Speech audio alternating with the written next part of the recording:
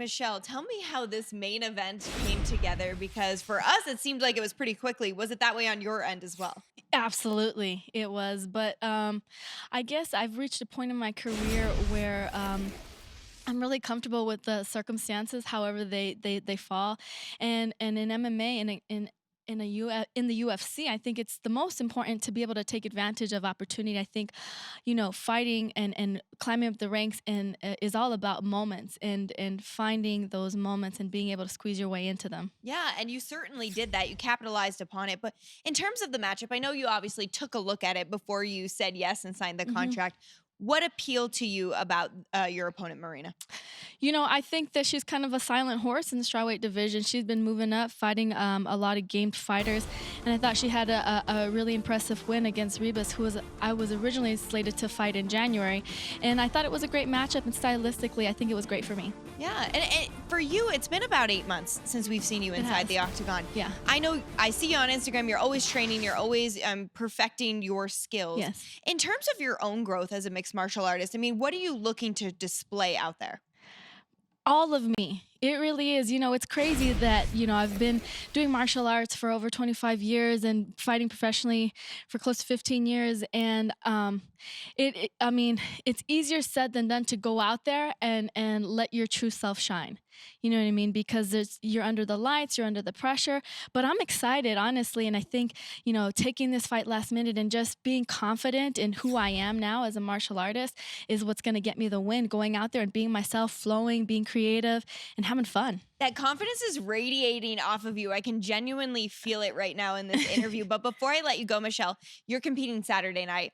Someone else in your family is competing on Saturday as well. And I would be remiss if I didn't talk about it. Araya's got a gymnastics competition. I know she's probably going to see this.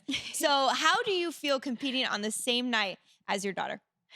I told her I know that she's going to be nervous and this and that, but that's part of being an athlete is having to sacrifice some of those things, some of those comfortabilities, you know what I mean? And I just told her, like, me and you're going to be competing on the same day, so we'll take home the victories together and we'll be able to celebrate when mommy gets back home.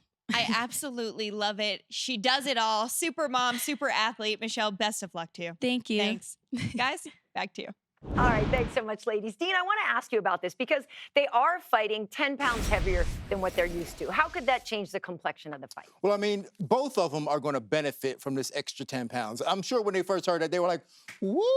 Like, they don't have to cut an extra 10 pounds. But I think from a physical standpoint that it's going to favor Rodriguez because she's got the larger frame. She's the bigger fighter, and it probably takes her a little bit more to get down to 115. So at 125, she's going to have some advantages, especially in her power, which she already possesses. Yeah, and I feel like it's an advantage just for both women in general, really, because women traditionally have a tougher time making weight. And it's those last couple of pounds. As a fighter, everyone knows you have 10 pounds to go, you have a 10-pound cut, but it's those last 2 or 3 pounds that really the ones that when you dry it up have the toughest time getting it off. And that's the ones that show inside of the octagon when it's a 5-round fight. You see the fatigue in people that had a rough cut. These women didn't have to cut any weight, so we're going to get a benefit for the fans rather in a 5-round fight. Also, though, Alan, I want to come back to you on that. The 5-round experience that Michelle has. The last time we saw her main event against Angela Hill, who's also on the card. Whereas for Rodriguez, this is a really kind of a coming out party for her. Yeah, it's a bit of a coming out party for Rodriguez, but I want to talk about what you just said, Karen.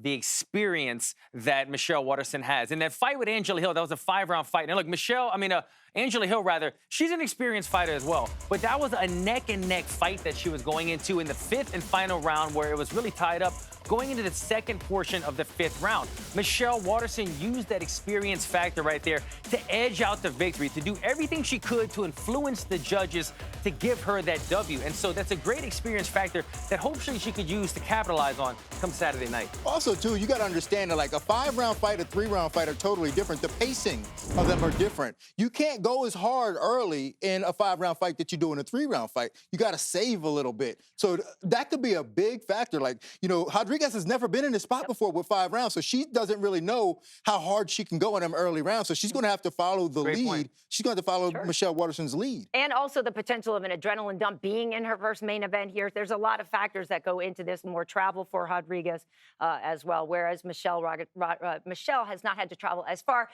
The favorite in this fight, though, is Rodriguez, minus 210. Michelle Waterson at plus 180, as the odd makers see it right now. Thank you for watching ESPN on YouTube. For live streaming sports and premium content, subscribe to ESPN+.